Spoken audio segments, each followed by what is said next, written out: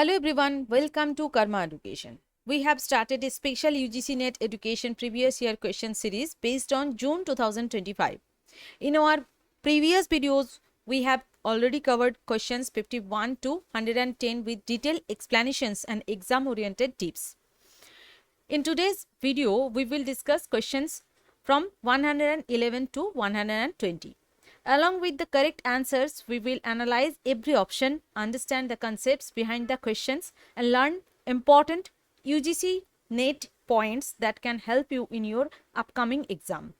Now starts with question number 111. Identify correct assertions according to Rogers' theory of personality. Option A, self-actualizers are the healthiest 1% of the population. Option B, the perceived self influences both the person's perception of the world and his or her behavior. Option C, people are likely to function more effectively if they are brought up with unconditional positive regard. Option D, each of us has an ideal self. Option E, individuals whose self concepts match their feelings and experiences must defend themselves against the truth. Which of the following statements are correct? You have to select an option from the given below. Take a moment and try to answer before looking at the solution. The correct option is option 2, that is B, C, D only. Remember, Rogers is known for concepts like self-concept, ideal self and unconditional positive regard. Let's take the reason behind this. Why option 2 is correct. Here statement B is correct. Statement B was the perceived self influences both the person's perception of the world and his or her behavior. This statement is correct because Carl Rogers believed our self concept influences how we perceive the world and behave. Okay, that's why the statement is correct. And statement C, it was people are likely to function more effectively if they are brought up with unconditional positive regard. This statement is also correct as unconditional positive regard helps individuals develop a healthy personality. Statement D is also correct. Statement D says each of us has an ideal self. Because it is correct because every person has an ideal self, the person they want to become, right? So that's why this statement is also correct. Now come to option A, self actualizers are the healthiest 1% of the people. This is not a correct statement, as the idea that only 1% become self actualizers belong to Maslow's theory, not Rogers. Okay, and statement E is another incorrect option. When self concept matches experience, a person is psychologically healthy and does not need to distort reality. Whenever you see Carl Rogers, remember these 5 keywords.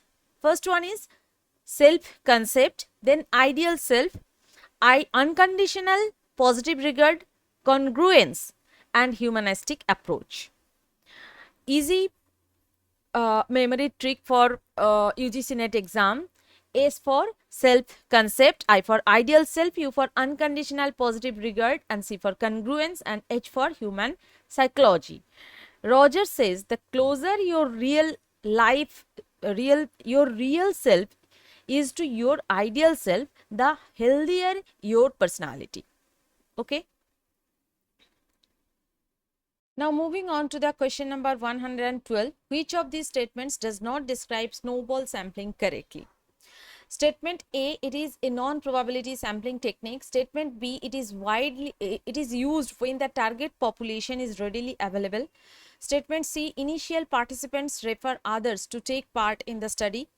Statement D, it ensures equal chance of selection for all individuals. Statement E, it is commonly used in sociological and qualitative research. You have to identify statements As per the given option, you have to identify only two incorrect statements about snowball sampling technique. So the correct option over here, option 2 means B and D. Let's check the answer. Statement A, it is non-probability sampling technique. Yes, this statement is correct as snowball sampling is a non-probability sampling method. Statement B, it is used when the target population is readily available. This is incorrect because snowball sampling is generally used for hidden or hard to reach populations. Statement C says initial participants refer others to participate in the study. This is correct and forms the basis of the snowball effect. Statement D says it ensures equal chance of selection for all individuals. This is incorrect because snowball sampling does not provide equal probability of selection. Statement E, it is commonly used in sociological and qualitative research. This is correct as it is widely used in qualitative and sociological studies. Therefore, the statements that do not describe snowball sampling correctly are B and D. Now come to UGC NET quick revision. Snowball sampling is associated with non-probability sampling, hidden population, referral technique, qualitative research and sociological research. Remember this simple rule, snowball sampling begins with a few participants and those participants recruit others. That's why it is specially useful for studying hard to reach populations. Moving on to the next question, question number 113. Which are the main objectives of in-service education for teachers? Statement A, to provide financial incentive to the teachers. Statement B, to help teachers to know their problems and to solve them by pooling their resources and wisdom. Statement C, to broaden the mental outlook of teachers. Statement D, to increase the professional efficiency of the teacher. Statement E, to provide the facility away from the place of duty. Now you have to choose the main objectives of in-service education for teachers from the given statements and think about the answer, and this is the correct answer, option 3, B, C, D only. Let's check the answer. Statement A says that in-service education provides financial incentives to teachers. This is incorrect because the focus of in-service education is professional growth, not monetary benefits. Not monetary benefits. Statement B says to help teachers identify and solve their professional problems through cooperation and sharing experiences. This is correct. Statement C is to broaden the mental outlook of teachers. This is another correct statement. This is correct because teachers are exposed to new ideas, methods and innovations. Option D, statement D, to increase the professional efficiency of the teacher. This is correct as one of the most important objectives of in-service education. This is.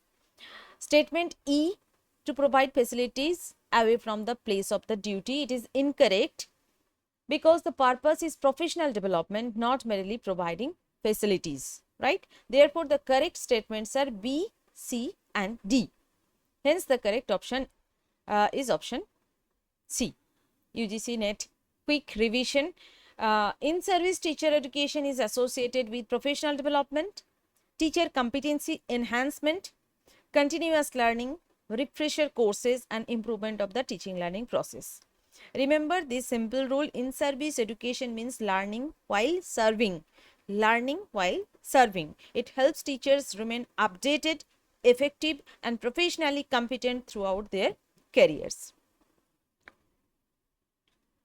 Let's moving on to the next question. Question number 114. Identify incorrect statements. You have to identify incorrect statements from the given statements. Statement A, curriculum is based on the philosophy, goals and values of education. Statement B, curriculum refers to all educational activities of the school in widest possible sense. Statement C, curriculum is basically concerned in school subjects. Statement D, curriculum is a part of syllabus. Statement E, curriculum includes not only indoor activities but also outdoor activities of the school. Now you have to choose the incorrect statements from the given options. Think about carefully and give the right answer. The correct answer over here is option 3, means C and D statements are incorrect. Let's check each options. Statement A, curriculum is based on the philosophy, goals and values of education. This is a correct statement as it is developed according to the educational philosophy, aims and values. Statement B, curriculum refers to the all educational activities of the school in the widest possible sense. It is also another correct statement as curriculum includes all learning activities inside and outside both, inside and outside of the classroom both. Statement C, curriculum is basically concerned with school subjects. It is incorrect statement as curriculum is not a smaller concept, it is a broader than subject. It includes all the co-curricular activities, sports, projects, experience. So this is a wrong statement. Statement D, curriculum is a part of syllabus. It is another incorrect statement. Relationship is the opposite. Syllabus is the part of curriculum. Curriculum is broader aspect and it includes syllabus. Statement D, curriculum includes not only indoor activities but also outdoor activities of the school. This is another correct statement. Curriculum includes all educational experiences that contribute to learner development. So the correct option over here, so the correct option is option C and D, as both options are wrong or incorrect. Remember these important concepts. Curriculum means the total educational experiences provided to learners. Syllabus is only the content that needs to be taught. Curriculum includes classroom activities, co-curricular activities, projects, sports and experience. Most important UGC net point, curriculum is broader than syllabus. Now the next question, question number 115. Which are the requirements of effective curriculum transaction? Statement A, review of the work done previously. Statement B, material organization as available in the school. Statement C, time management. Statement D, knowing, observing and understanding children at all times. Statement E, individual responsibility. Choose the most appropriate answer from the given option. Think about the question and give the answer. The correct answer over here is option 2, that is A, C, E only. So A, C, E statements are the requirements of effective curriculum transaction. Let's check. Statement A says a review of previously completed work is necessary. This is correct because reviewing prior learning strengthens continuity and helps learners connect new concepts with existing knowledge. Statement B, material organization as available in the school. It is not included in the official answer combination and is therefore incorrect in the context of this question. Statement C says time management.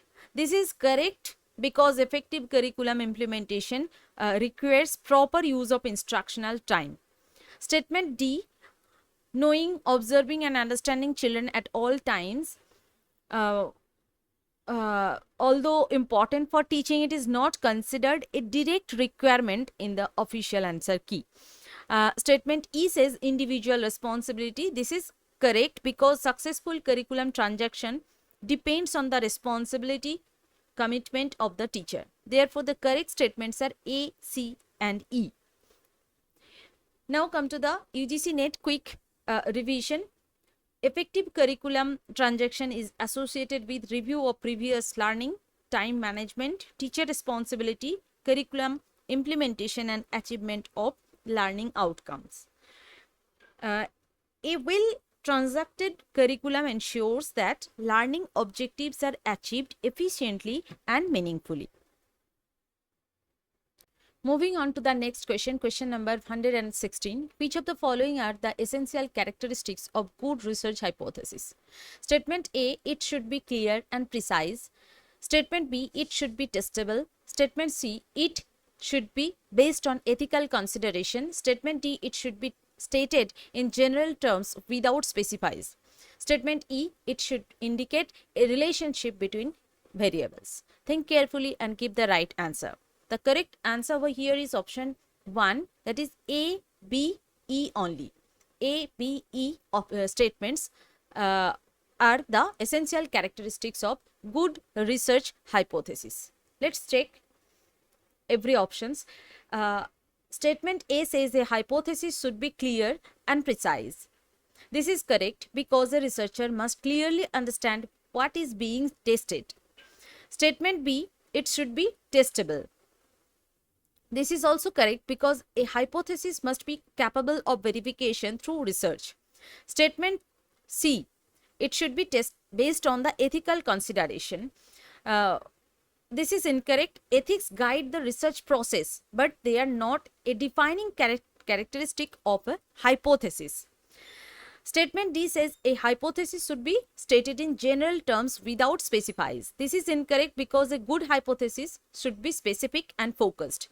Statement E, it says a hypothesis should indicate a relationship between variables. This is correct because hypotheses generally predict relationships between variables. Therefore, the correct statements are A, B and E. Hence, the correct answer is option 1.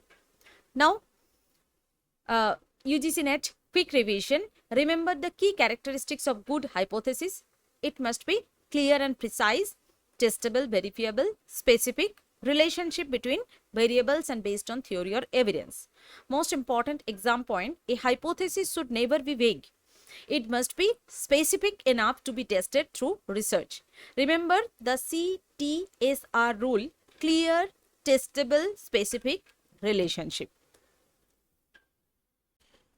Now moving on to the next question, question number 117. Ethical considerations in educational research include A, informed consent, B, confidentiality of participant data, C, manipulation of data to support hypothesis, D, avoidance of plagiarism, E, providing misleading information to participants. Think carefully and give the correct answer. The correct answer over here is option 2, that is A, B, D only. Let's check the answer. Statement A says informed consent. This is correct because participants must voluntarily agree to participate after understanding the research. Statement B, confidentiality of participant data. This is also correct because researchers must protect participants' privacy. Statement C says manipulation of data to support a hypothesis. This is incorrect because data fabrication or manipulation is a serious violation of research ethics. Statement D says avoidance of plagiarism. This is correct because researchers must give proper credit to original sources. Statement E says providing misleading information to participants. This is incorrect because ethical research requires honesty and transparency. Therefore, the correct statements are A, B and D. Hence, the correct answer is option 2. Now come to UGC NET quick revision. Ethical educational research is based on informed consent, confidentiality, honesty, avoidance of plagiarism, respect for participants and research integrity. Most important exam point, never manipulate data and never plagiarize.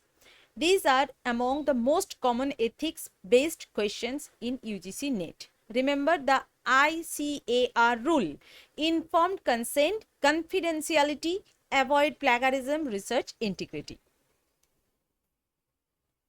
Moving on to the next question, question number 118. Which of the following is true about portfolio? Statement A, portfolio contains an index or map. B, portfolio contains a collection of selected illustrative material drawn from practice and providing evidence of it. C, portfolio generally contains reasonably low validity and very high reliability. D, portfolio contains commentary discussing the evidence.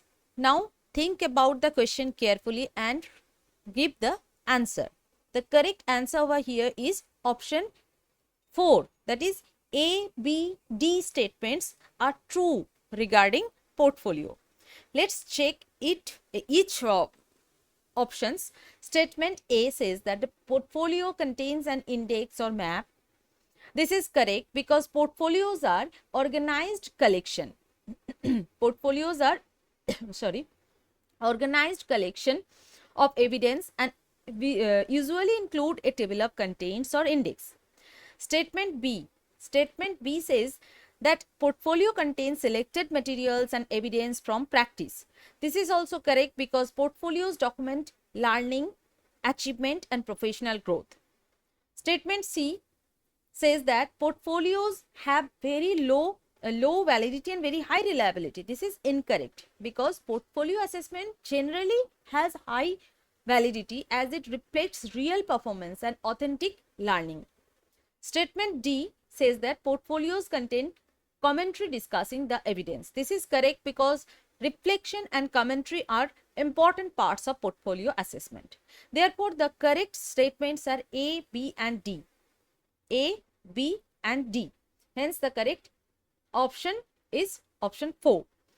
Portfolio assessment is associated with authentic assessment, continuous comprehensive evaluation, reflective learning, performance-based assessment, and documentation of growth and achievement. Most important exam point, a portfolio is not just a collection of work. It also includes evidence, reflection, and growth over time. Remember the PORT rule: performance, evidence, organized collection, reflection, and track growth.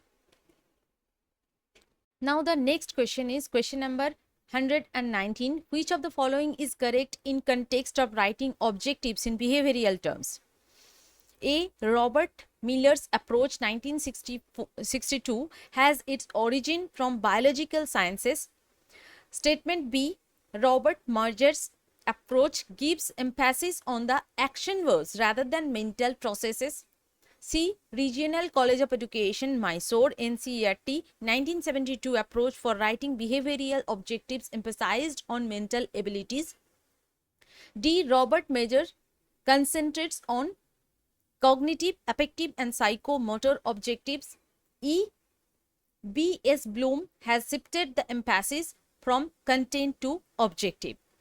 Now think carefully and try to give the answer. The correct answer is option 1, B, C, E only. Now check the options given in the question. Statement A says Robert Miller's approach originated from biological sciences. It is an incorrect statement. Statement as the Miller's approach is not generally described as originating from biological sciences in the context of behavioral objectives. Statement B says Robert Major's approach gives emphasis on action verbs rather than mental processes. But he stressed observable and measurable behaviors using action verbs such as identify, define, explain, and demonstrate. Statement C is another correct statement.